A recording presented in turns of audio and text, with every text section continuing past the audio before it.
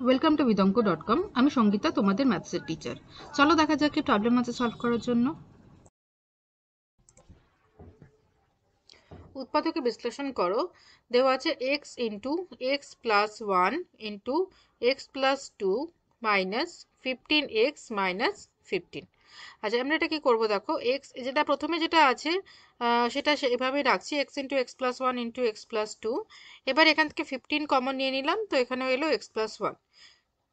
ওকে, তাহলে x plus ওয়ানটা common গেল, বাইরে চলে এলো, আর ব্র্যাকেটের মধ্যে থাকছে x into x plus two minus 15। Okay, আচ্ছা, তো এক্স প্লাস ওয়ান থাকলো বাইরে, আর এখানে তোমরা এটা গুণ করে দাও, x square plus two x minus 15। Okay, আচ্ছা, এবারে দেখো এখানে যে টার্মটা এলো, সেটা এখানে যে পলিনোমিয়ালটা এলো সেটাকে আমরা মিডল টার্ম স্প্লিটিং মেথডে সলভ করতে পারবো, ফ্যাক্টরাইজ করতে পারবো। ঠিক আছে, দেখো আমাদের মিডল টার্ম আছে 2। ওকে, আর আমাদের যেটা কিনা আমাদের সাম আছে 2, আর প্রোডাক্ট হচ্ছে মাইনাস 15। ওকে, তাহলে মাইনাস 15 থেকে আমরা দুটো ফ্যাক্টর পাচ্ছি, 5 আর 3। ঠিক আছে, 5, আচ্ছা আমি এটা 15-এ লিখছি তাহলে তোমাদের বুঝতে সুবিধা হবে।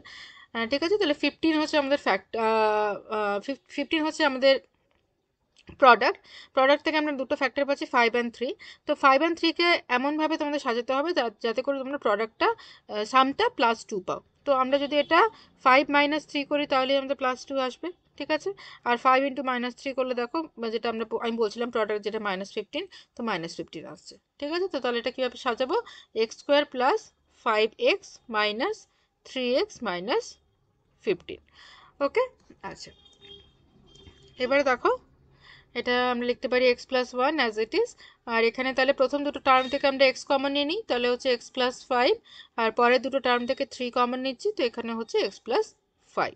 ওকে, so x plus one into x plus 5 into x minus 3। Okay, তো এটাই হলো আমাদের সলিউশন, আমাদের ফ্যাক্টরাইজেশন যেটা করতে বলা হয়েছে, তো এটাই হলো আমাদের answer. Thank you for watching বিদঙ্ক.com। অঙ্কের আরও প্রবলেম এবং সলিউশনের জন্য আমাদের ওয়েবসাইট অবশ্যই ব্রাউজ করো।